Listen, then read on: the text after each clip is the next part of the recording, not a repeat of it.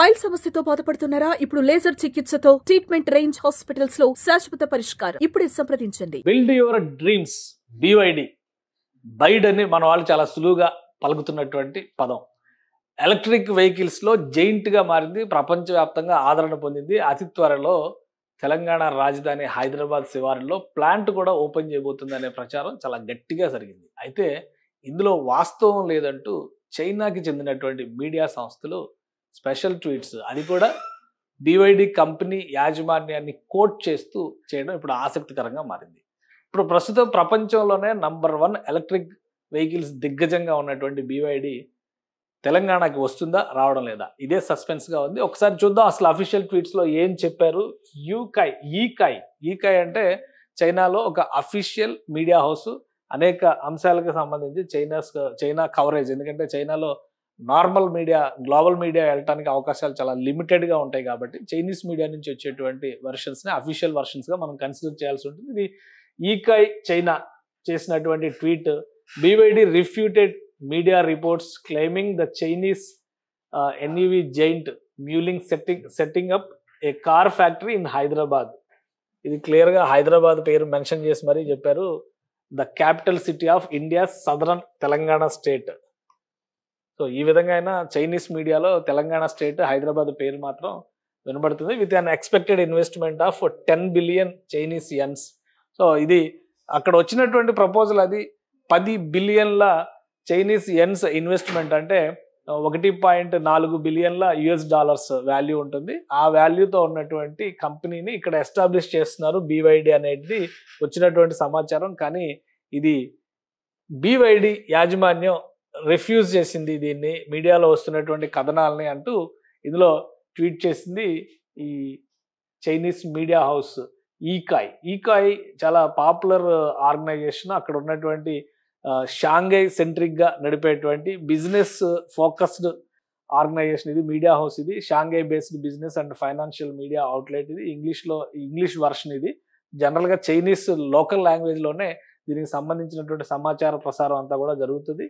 దానికి సంబంధించిన వెబ్సైట్ ఇది.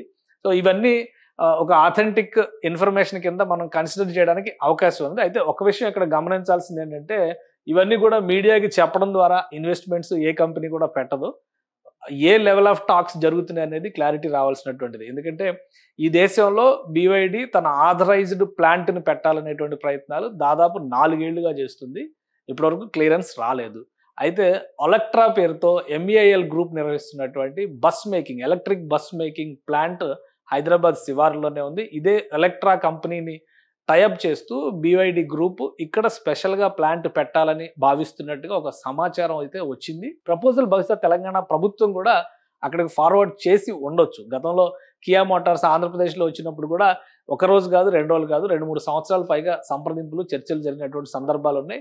దీనికి సంబంధించి, ఈ ఇన్వెస్ట్మెంట్కి సంబంధించి సెంట్రల్ గవర్నమెంట్ కూడా ప్రస్తుతం పాజిటివ్ నోట్తో ఉంది అనేటువంటి సమాచారం వస్తుంది. ఎందుకంటే 2 దేశాల మధ్య సుహృద్భావ సంబంధాలు ఉండాలనేటువంటి ఉద్దేశంతో చైనా అధ్యక్షుడు జిన్పింగ్ కూడా భారత్ పట్ల తన వైఖరిని కొంత సడలింపు ధోరణితో వ్యవహరిస్తున్నట్టుగా ఈ మధ్య కాలంలో, అంటే మోడీ 3.0 స్టార్ట్ అయిన తర్వాత కనబడ్డటువంటి సంకేతం. ఈ నేపథ్యంలోనే కేంద్ర ప్రభుత్వం చైనీస్ ఇన్వెస్ట్మెంట్స్ పైన కూడా స్థానిక సంస్థల ఇన్వాల్వ్మెంట్ ఉంటే గనక యాక్సెప్టెన్స్ ఇచ్చేటువంటి అవకాశాలు ఉన్నాయనేటువంటి సంకేతాలు స్పష్టంగా వస్తున్నాయి. ఆ కోణంలో చూసినప్పుడు ఈ రూల్స్ అండ్ రెగ్యులేషన్స్ ప్రకారం చూస్తే ఒకవేళ BYD కనుక ఇక్కడ పార్ట్నర్గా వస్తే కేవలం 49% షేర్తో మాత్రమే బిజినెస్ చేసేటువంటి అవకాశం ఉంటుంది. ప్లస్ ఇండియన్ పార్ట్నర్ ఎవరుంటే వాళ్ళు మిగతా షేర్ 51% వాళ్ళు హోల్డ్ చేసేటువంటి అవకాశం ఉంటుంది.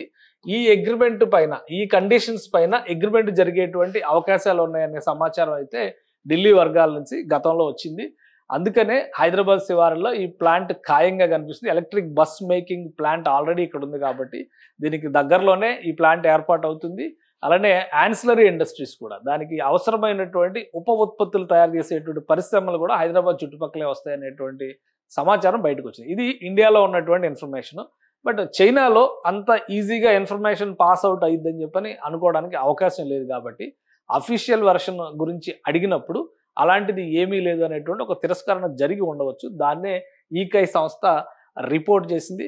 కాబట్టి ఏ గవర్నమెంట్ అయినా అలానే ఏ ప్రైవేట్ సంస్థ అయినా కానీ పలానా చోట ఇన్వెస్ట్మెంట్ పెడుతున్నాం, పలానా అంశం పైన ఎంత ఇన్వెస్ట్ చేస్తున్నామని ముందుగానే చెప్పేటువంటి అవకాశం ఉంటుంది. టోటల్ ఫైనల్ అయ్యే వరకు వెయిట్ చేయాల్సిందే. కాబట్టి BYD హైదరాబాద్ శివారులోకి వస్తుందా రాదా అనేది మరికొంతకాలం వేచి చూడాల్సినటువంటి అంశంగానే కనిపిస్తోంది.